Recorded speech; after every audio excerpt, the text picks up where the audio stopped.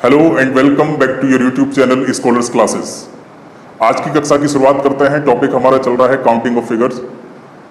इस टॉपिक के अंदर हमने वर्ग को समझ लिया था, साथ में आयत को भी समझ लिया था। रेक्टेंगल और स्क्वायर की काउंटिंग हम कर चुके थे कि किस तरीके से क्वेश्चन को जल्दी से आंसर किया जाएगा।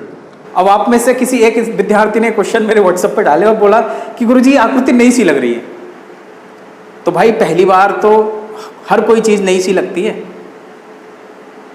जब तक हम उसके साथ फेमिलियर नहीं होते हैं। और ये आप ही के साथ नहीं हो रहा है, ये सबके साथ होता है, ये मेरे साथ भी हुआ है। तो अलग अलग कॉम्पिटिटिव एग्जाम के अंदर अगर ये आकृतियां पूछी गई हैं तो इसमें घबराने की या कोई भी आपको टेंशन लेने की जरूरत नहीं है। बड़े आसानी से उसी रूल से, जो रूल हमने सीखा है उसी रूल से ये क्वेश्चन भी आप बड़े आसानी से हो जाएंगे। चलिए शुरुआत करते हैं इन क्वेश्चंस की, और क्वेश्चंस को एक बार देख लेते हैं कि जल्दी से किस तरह से अटेम्प्ट किए जाएंगे। जो क्वेश्चन आपने मुझे सेंड किए थे उनके ऑप्शन यहाँ पर लिखे हुए थे, मैंने यहाँ पर लिखे हुए, ठीक है। इस तरीके से मैंने ये समझ गए होंगे आप लोग। ये 4 विकल्प प्रत्येक आकृति के दिए हुए हैं और क्वेश्चन में आपसे ये पूछा गया कि बताइए, प्रत्येक आकृति के अंदर ये पूछा गया था कि वर्गों की संख्या कैलकुलेट करके बताएं कि यहाँ पर कितने वर्ग हैं, इधर कितने वर्ग रहने वाले हैं, इधर कितने वर्ग रहने वाले हैं, इधर कितने वर्ग रहने वाले हैं। तो जो नियम, जो रूल हमने सीखा था उसी को यहाँ पर अप्लाई करके देखते हैं। मैंने आप लोगों से देखो क्या बोला था, थोड़ी सी कहीं जगह पर जगह खाली है, जगह देखो यहाँ पर खाली है, इधर कर लेते हैं। मैंने आप लोगों को ये बोला था कि मान लीजिएगा ये आकृति है भाई, ये आकृति है और ये तो छोटी आकृति है।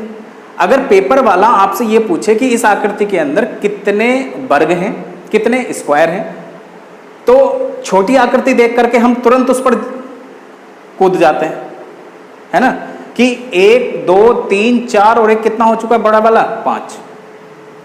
लेकिन ये तो छोटी वाली आकृति का कैलकुलेट करने का बेसिक मेथड है, और बेसिक मेथड को अगर यहां पर आप लगाओगे तो आपका टाइम ज़्यादा हो जाएगा, मतलब ज़्यादा टाइम आपका लग जाएगा यहां पर। तो मैंने आप लोगों को ये बोला था कि जब कभी भी इस तरह की फिगर हो, चाहे ये फिगर हो चाहे इससे बड़ी फिगर हो, तो उसके लिए एक नियम है, और वो नियम ये कहता है कि अगर जब तक मैं हूं तब तक आप मेरा इस्तेमाल करो और बाकी आपको कोई टेंशन लेने की जरूरत नहीं है। तो वो नियम अपने आप से क्या कहता है, उस नियम की क्या खास बात है, आप मुझे बताओ। हमें काउंटिंग करके कैसे पता चला 1 2 3 4 और एक बड़ा वाला, टोटल वर्ग यहां पर कितने हो चुके हैं भाई 5। लेकिन रूल ने ये बोला था कि अगर आप मेरा इस्तेमाल करोगे तब मैं भी आंसर ही 5 दूंगा। लेकिन वो रूल क्या है, रूल ये है कि नंबरिंग कर लो यहां पर इस तरीके से। इसको पंक्ति बोलते हैं और इसको कॉलम बोलते हैं। मैंने आप लोगों को लास्ट क्लास में अच्छे से क्लियर हुआ होगा अगर आपने वो वीडियो पूरी देखी है तब। आप मुझे बताओ, जब मैं इसको कैलकुलेट करूंगा तो अब मैंने नियम ये बोला था, रूल ये था इसका कि जो भी आपका हाईएस्ट नंबर है, जो भी आपका हाईएस्ट नंबर है उसको आप यहां पर लिखें जो पंक्ति का है, और जो कॉलम का हाईएस्ट नंबर है, जो सबसे बड़ा नंबर है, उसको यहां पर लिख दें और प्लस का चिन्ह लगाएं। हाईएस्ट नंबर पंक्ति का, हाईएस्ट नंबर कॉलम का, उन दोनों के बीच में मल्टीप्लाई का चिन्ह और बाद में क्या लगा दें, प्लस। फिर इसमें एक एक कम करें आप, और एक एक कम करने पर आप मुझे बताओ 2 में से 1 कम करने पर कितना बनेगा 1, और 2 में से 1 कम करने पर कितना बनेगा 1। अब आगे क्या करना है, फिर से प्लस का चिन्ह लगाना है, लेकिन 1 में से 1 कम करोगे तो 0 आ जाएगा। और ये बात तो सब लोग जानते हैं कि जब 0 आ जाएगा तो 0 तो पूरा 0 बना देगा यहां पर। तो यहां से 2 का डबल कितना हो चुका है 4, और 1 का 1 गुना कितना हो चुका है 1। तो आप मुझे बताओ, जो नियम ये कह रहा है कि मैं बड़ी से बड़ी आकृति के अंदर इस्तेमाल किया जा सकता हूं अगर आप मुझे इस्तेमाल करना चाहोगे, वरना फिर वही है कि आप यहां पर अपना टाइम वेस्ट करते रहो। तो नियम की देखो क्या खास बात है, नियम से भी हमने क्या कैलकुलेट किया कि 5 यहां पर कितने हैं, वर्ग हैं, 5 क्या है, वर्ग हैं। और वैसे हमने काउंट किया था 1 2 3 4 और टोटल कितना 5, तो वहां से भी आंसर 5। तो कहने का मतलब जब छोटी आकृति आ जाती है, जब छोटी आकृति आ जाती है तब वहां पर तो हम गिनने का प्रयास करते हैं, लेकिन जब बड़ी आकृति आ जाती है तो बड़ी आकृति में गिनते वक्त हमारा क्या हो जाता है, ज़्यादा टाइम वेस्ट हो जाता है। तो इसके लिए आप ध्यान रखेंगे, हमेशा जब आकृति छोटी हो या बड़ी हो, आपने हमेशा वही रूल इस्तेमाल में लेकर आना। क्लियर है इतनी बात? चलिए, क्योंकि आप समझ रहे होंगे अभी तक हमने यही बात सीखी है कि भाई अगर हम इसको काउंट करें 1 2 3 4 5 6 7 8 9 तो बहुत ज़्यादा टाइम लगने वाला है। तो रूल का मतलब तो आप समझ चुके होंगे, सही है, सारी बातें आपको क्लियर समझ आ रही होंगी। चलिए आगे देखो, एक आकृति से हम आगे बढ़ लेते हैं। आप लोगों को लगा कि एग्जाम के अंदर ये आकृति आई तो हम इसको किस तरह से जल्दी से अटेम्प्ट करेंगे कि इसका आंसर क्या होगा। अच्छा, कई बार मुझे ऐसा सुनने को मिला है कि जैसे यहाँ पर ऑप्शन दिए गए हैं तो कई लोग ये कहते हैं कि जो भी आंसर सबसे ज़्यादा होता है नंबरिंग के हिसाब से उसको आप टिक कर दीजिए, वो आपके क्वेश्चन का आंसर हो जाएगा। लेकिन मैं आपकी जानकारी के लिए बताऊं, अगर आपने कोई भी कंसेप्ट अच्छे से पढ़ा है तो इस तरह की आप कोई भी जो भी आपको बात बताई जा रही है उसमें विश्वास ना करें, क्योंकि पेपर सेटर बड़ा चालाक है, सही है। सारी की सारी चीज़ें ऑप्शन के हिसाब से अगर एडजस्ट हो रही हैं तो फिर सीधी सी बात, हमें टॉपिक पढ़ने की जरूरत ही नहीं है। आप कभी भी इस तरह की जो बातें बताई जाती हैं उन पर विश्वास ना रखें, ठीक है। आप मुझे बताओ, इसका मतलब तो इस क्वेश्चन का आंसर 44 हो गया, इस क्वेश्चन का आंसर 25 हो गया, भाई सबसे ज्यादा देखना हमें। इस क्वेश्चन का आंसर 50 हो गया, इस क्वेश्चन का आंसर सबसे बड़ी संख्या कौन सी हो गई, 41। तो फिर हम क्यों काउंटिंग ऑफ फिगर्स पढ़ रहे हैं? ये बात आपको समझ आनी चाहिए, बिल्कुल ध्यानपूर्वक। तो जो वो लोग बताते हैं कि सबसे बड़ा आंसर होता है, तो इसका मतलब तो ये है कि काउंटिंग ऑफ फिगर्स पढ़े ही ना हम तो वही समझ के चलें कि बस सबसे बड़ा आंसर लगाना है, सबसे बड़ा आंसर लगाना है, सबसे बड़ा आंसर लगाना है। मैं आपकी जानकारी के लिए बताऊं, एक क्वेश्चन इसका रीजनिंग में जरूर पूछा जाता है, लेकिन आपको बस ये क्लियर होना चाहिए कि कभी भी ये क्वेश्चन आएगा तो हम इसको अपने मुताबिक बनाएंगे, सही है। उन बातों पर हम विश्वास नहीं रखेंगे। जैसे यहाँ पर ध्यान दीजिएगा, क्या करने वाले हैं, देखो इस आकृति के अंदर, इस आकृति को अगर आपने समझना है तो सबसे पहले तो हम यहाँ पर नंबरिंग, इस क्रॉस को जो यहाँ पर दिखाई दे रहा है उसको आप ना ध्यान दें। अभी केवल आप ये ध्यान दें कि अंदर जो इस तरह का बॉक्स बनाया उसमें नंबरिंग कर दीजिएगा। नंबरिंग कर देंगे, नंबरिंग करने के बाद आप पंक्ति का हाईएस्ट नंबर और कॉलम का हाईएस्ट नंबर उठाइए, मल्टीप्लाई कर दीजिएगा, एक एक कम करते जाइएगा, यही रूल था, ठीक है। इस तरीके से भाई 4 में से 1 कम करेंगे 3 आएगा, 4 में से 1 कम करेंगे 3 आएगा, 3 में से 1 कम करेंगे 2 आएगा, 3 में से 1 कम करेंगे 2 आएगा। उस तरीके से कम करते करते हम कहां पर पहुंच गए, 0 पर। और जैसे ही 0 पर पहुंचे तो इसका मतलब अब क्वेश्चन को हमें आंसर कर देना चाहिए। ये कितना हो चुका है 16, ये कितना हो चुका है 9, ये कितना हो चुका है 4, ये कितना हो चुका है 1, ये टोटल कितना हो चुका है 25, ये कितना हो चुका है 5। तो इसका मतलब टोटल कितने हो गए 30। अब आप कभी भी आंसर 30 मत लगा देना, क्यों? अभी जो नियम ये कह रहा था कि मेरा इस्तेमाल करके आप बड़े से बड़े क्वेश्चन का आंसर लेकर आ सकते हैं, तो इसका मतलब ये 30 तो केवल वो वर्ग आए हैं, 30 वर्ग केवल वो आए हैं कि अगर ये आकृति यहाँ पर ये डिजाइन अगर ना बना होता तो इसके अंदर टोटल कितने वर्ग बनने वाले थे, 30 बनने वाले थे सॉरी। लेकिन अभी ऐसे वर्ग भी तो हैं, अभी ऐसे वर्ग भी तो हैं जिनको हमने काउंट नहीं किया। और ये आप यदि आप ट्रायंगल पढ़ रहे हैं तब की बात भी मैं आप लोगों को बता रहा हूँ, आयत की बात भी मैं आप लोगों को बता रहा हूँ, और स्क्वायर में तो इस समय है आप लोग। हमेशा ध्यान रखना, रूल सारे के सारे इस्तेमाल किए जाते हैं, बशर्ते वो आप लोगों को इस्तेमाल करने आने चाहिए। काउंटिंग ऑफ फिगर्स में रूलों का बड़ा महत्व है, बस बाद में जो आकृति बच जाती है उनको बाद में गिन लेते हैं। जैसे यहाँ पर देखो 30 तो हम काउंट कर चुके हैं, और 30 के बाद आप मुझे बताओ कौन कौन सी आकृतियां बची, 1 2 3 4 जो अपने आप में वर्ग हैं। और वर्ग एक ऐसी आकृति होती है जिसकी प्रत्येक बीमा का मान, प्रत्येक भुजा का मान क्या होता है, बराबर होता है। तो इसका मतलब टोटल हमारे पास 4 ये इधर से आ चुके हैं। अब कुछ सेकंड के लिए रुकिए, अब ये देखिएगा कि कहीं जगह पर वर्ग तो नहीं बना है। आप ये मत सोचने लग जाना कि ये भी तो एक वर्ग बना है, ये आपने कैलकुलेट कर लिया है। कब? जब आप 30 की काउंटिंग कर रहे थे, सही है, जब आप 30 की काउंटिंग कर रहे थे।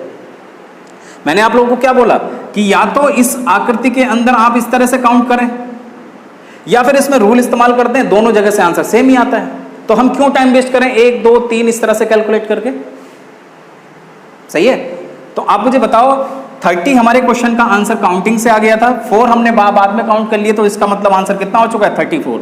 आप मुझे बताओ, जो लोग ये कहते हैं कि मैक्सिमम आंसर होगा, मैक्सिमम आंसर के हिसाब से तो हमारा क्वेश्चन गलत हो गया, ठीक है। तो ये बात आपने समझनी है, ध्यानपूर्वक इन चीज़ों को समझते जाइएगा। कोई भी बात अगर आपको नहीं समझ आती है और समझ आ भी रही है तो इसके लिए आप नीचे कमेंट जरूर कर दिया करें, ठीक है। आगे चल लेते हैं फिगर नंबर 2 की ओर। फिगर नंबर 2 भी आप लोगों को एग्जाम के अंदर ये पूछी गई है।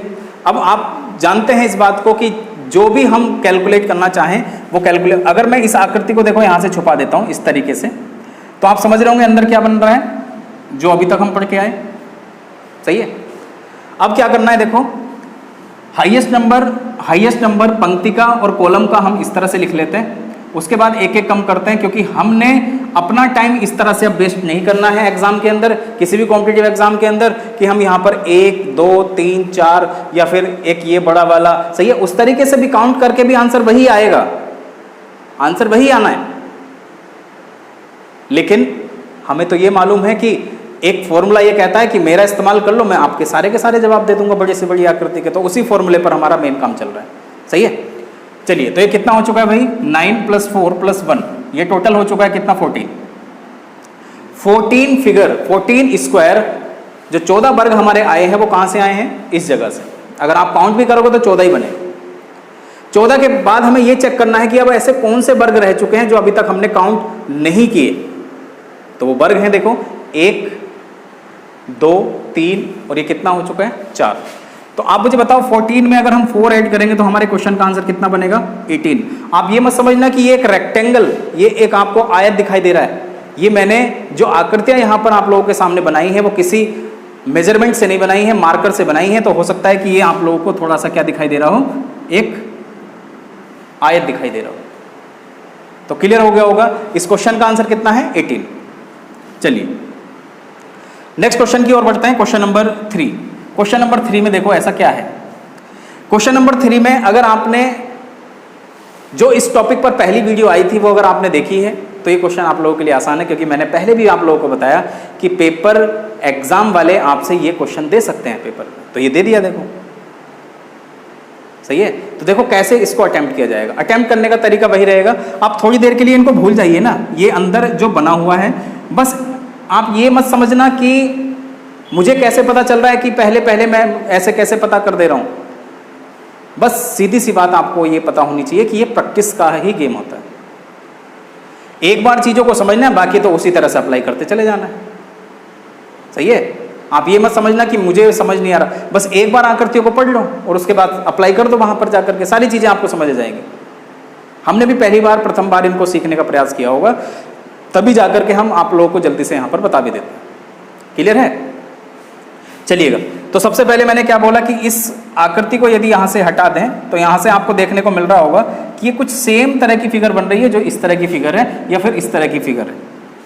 और इसमें इनको मतलब इन छोटे छोटे बॉक्स को वर्ग को कैसे गिना जाएगा, नंबरिंग करने के बाद 2 3 4, 4 × 4 प्लस कितना 3 × 3 प्लस 2 × 2 प्लस 1 × 1। क्लियर है इतनी बात।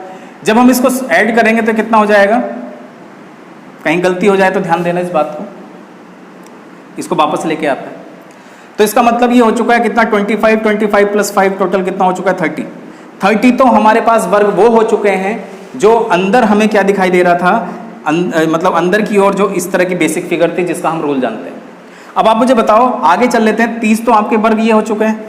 तो देखो इस क्वेश्चन का मैक्सिमम लोग अगर आंसर 30 देंगे तो वो क्वेश्चन आपका गलत हो जाएगा, क्योंकि यहाँ पर अभी ऐसे वर्ग भी बचे हैं जो हमने काउंट नहीं किए। मान लीजिएगा ये फिगर यदि है तो मैं इसको यहाँ पर बना लूँ, तो इसका नियम तो हम जानते हैं भाई, 1 2 2, तो इसका मतलब ये टोटल बनेगा कितना 2 × 2 प्लस 1 × 1, तो इसका मतलब कितना 4 प्लस 1 कितना हो चुका है 5। और इसको काउंट भी करके देखोगे तो 1 2 3 4 और टोटल कितना हो चुका है 5। 5 वैसे भी बन रहे हैं, 5 इधर से भी बन रहे हैं। तो सीधी सी बात है, हम ये कह सकते हैं कि 5 तो इस फिगर से आने वाले हैं, 5 इस फिगर से आने वाले हैं और 5 इधर फिगर से आने वाले हैं और 5 इस फिगर से आने वाले हैं। टोटल कितने हो चुके हैं 5 + 5 + 5 + 5, टोटल कितना 5 × 4 20। 30 20 प्लस टोटल कितना हो चुका है 50। अब मैंने क्या बोला, एक सेकंड के लिए रुकिए, कोई और देख लीजिएगा कहीं और तो नहीं बन रहे, तो इसका मतलब टोटल कितने हो चुके हैं 50। क्लियर हो गया इतना। अगले सवाल की ओर बढ़ते हैं, जो आपका ही क्वेश्चन था और ये किसी स्टूडेंट ने पूछा कि मैं आपको बताऊं ये क्वेश्चन क्यों पूछा उसने, मैं आपको बता देता हूं। होता क्या है, शुरुआत से वीडियो स्टार्ट की, 1 2 क्वेश्चन देखे, उसके बाद सीधे नई वीडियो देखने लगे, ये तब होता है ऐसा।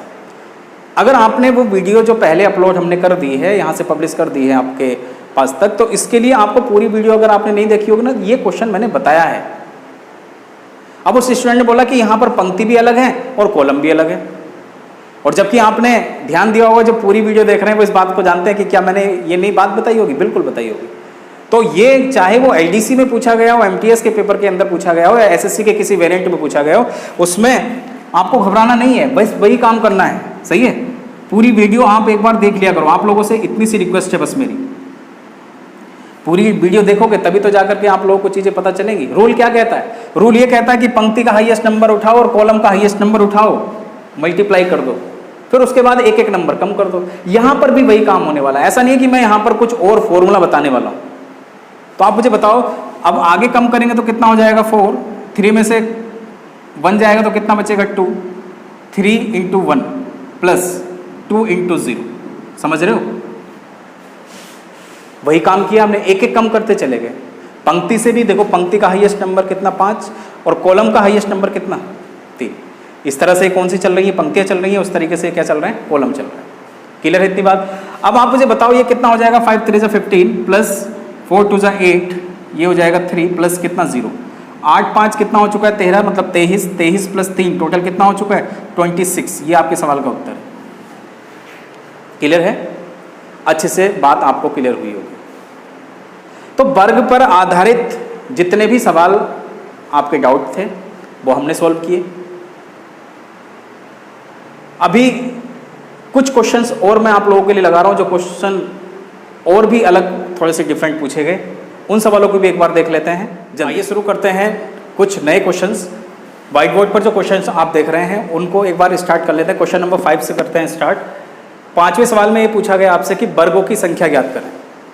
अब वर्गों की संख्या अगर हमें ज्ञात करनी है तो सबसे पहले तो हमें ये मालूम होना चाहिए कि कैसे हम बेसिक प्रॉपर्टी को यहाँ पर इस्तेमाल करेंगे। बेसिक प्रॉपर्टी का मतलब जो नियम है वो नियम कहाँ पर इस्तेमाल किया जाने वाला है। अब नियम को अगर ध्यान से देखा जाए तो मार्कर को आप ध्यान से देखें। हम अगर इसको मार्क करते हैं तो कहने का मतलब इस बॉक्स के अंदर जो भी यहाँ पर वर्ग हैं उनकी गणना हम कर लेते हैं पहले। और वो कैसे होगी? 1 2 3 1 एंड 2। इसका मतलब 3 इंटू कितना रहने वाला है? 2 प्लस रूल के मुताबिक इसको आगे फर्दर सॉल्व करते हैं। सॉल्व करने के बाद ये कितना मिला? 6 प्लस कितना 3, और ये कितना हो चुका है टोटल? 9। 9 वर्ग ऐसे हैं जो हम फॉर्मूले के माध्यम से निकाल पाए। लेकिन फॉर्मूले के बाद हम ऐसे वर्गों को भी ध्यान से देखेंगे कि जो अभी तक हमने कैलकुलेट नहीं किए, या उन वर्गों के साथ में कोई और अन्य वर्ग तो नहीं बना है। तो 9 के बाद जरा ध्यान दो, अभी तक हमने ये वर्ग कैलकुलेट नहीं किया है। ये कौन सा हो चुका है? 10। 10 के बाद देखो और कोई वर्ग तो यहाँ पर बनने वाला है नहीं। 10 के बाद 11, फिर 12, फिर उसके बाद 13। 13 के बाद आप ध्यान दीजिएगा, 13 अगर हमने क्वेश्चन का आंसर दे दिया तो वो हमारे क्वेश्चन का आंसर हो जाएगा गलत, क्योंकि बड़े ही क्लोज ऑप्शन यहाँ पर दे रखे हैं। तो कहने का मतलब 13 हमारे क्वेश्चन का आंसर नहीं हो सकता। क्यों? क्योंकि अभी तक हमने एक वर्ग यहाँ पर कैलकुलेट नहीं किया है, और वो वर्ग कौन सा है उसको जरा ध्यानपूर्वक देखें। 13 के बाद ये वर्ग अभी तक कैलकुलेट नहीं हो पाया था, तो हमारे सवाल का उत्तर कितना है? 14। क्लियर हो गया? अच्छे से क्लियर हुआ होगा। नहीं क्लियर हुआ है तो वीडियो को पॉज करें, फिर से वीडियो को वापस लेकर जाएं, सारी बातें आपको क्लियर हो जाएंगी। नेक्स्ट क्वेश्चन की ओर बढ़ते हैं। Question number 6। इस क्वेश्चन के अंदर आपसे ये पूछा गया कि आयत बताइए, रेक्टेंगल बताइए कि यहाँ पर रेक्टेंगल कितने रहने वाले हैं। विकल्प आपको दिए गए 8 17 18 और उसके बाद कितना 20। चलिए ट्राई करते हैं। आप मुझे बताओ, यहाँ पर अगर हम कैलकुलेट करना चाहें तो यहाँ पर ध्यान से देखिए, 1 2, 2 के बाद एक ये बना है, टोटल कितना हो चुका है? 3 हमें आयत यहाँ पर मिल चुके हैं। आयत अगर 3 मिल चुके हैं तो देखिए ध्यान से, यहाँ पर टोटल कितने हो चुके हैं? ये 4। क्लियर हो गया? तो कहने का मतलब अगर इस तरीके का डिज़ाइन अगर हमें मिला है तो 4 अगर यहाँ पर फाइंड आउट कर चुके हैं हम लोग, तो इसका मतलब इस साइड से ये पूरे के पूरा इधर ध्यान दीजिएगा आप, तो ये टोटल कितना बन चुका है? 4। 4 प्लस 4 टोटल कितना हो चुका है? 8। क्लियर हो गया? 8 के बाद अब हम यहाँ पर ये देखेंगे कि कौन कौन से ऐसे आयत रह चुके हैं जो अभी तक हमने काउंट नहीं किए। 8 के बाद जरा ध्यान से देखें, 8 के बाद 9 10 11 12 13 14।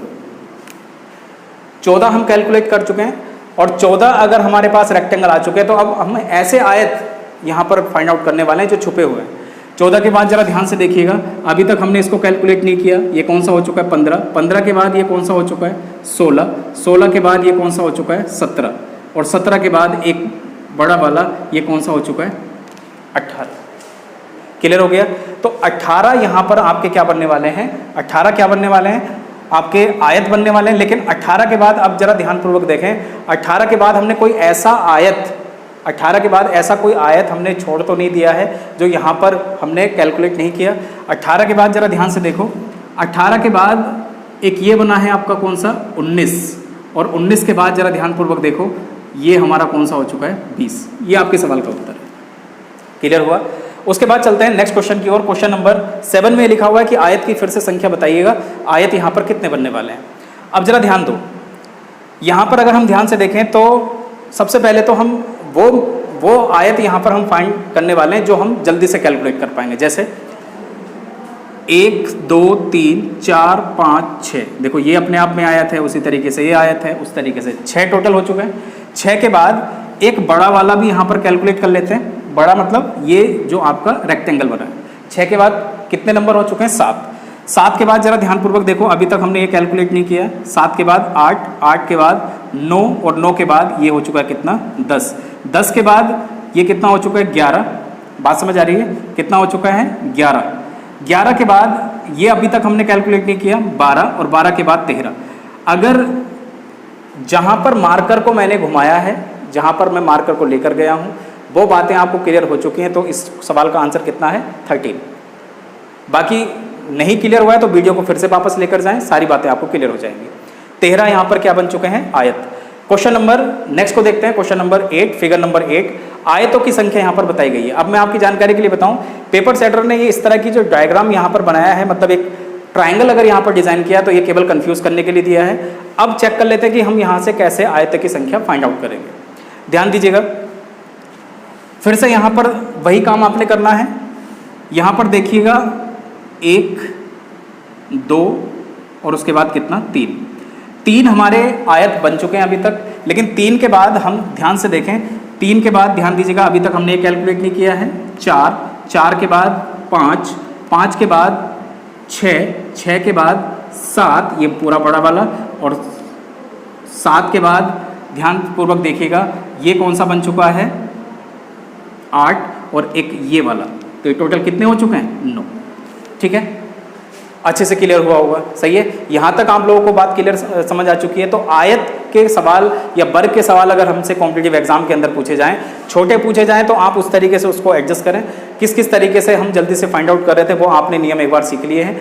इसी तरह से बाकी हम अब समझेंगे कि किस तरह से हम त्रिभुज को काउंट करेंगे। त्रिभुज के भी कुछ नियम हैं जो हमने सीखने हैं, और कैसे कैसे त्रिभुजों के नियम को कहाँ कहाँ पर अप्लाई किया जाएगा वो देखेंगे हम नेक्स्ट वीडियो में। तब तक के लिए आप चैनल पर बने रहिएगा। इस तरह की वीडियो अगर आप चाहते हैं तब आप चैनल के प्रत्येक वीडियो को आप लाइक करते रहिएगा। बाकी मिलते हैं नेक्स्ट क्लास में। Thanks for watching scholars classes YouTube channel.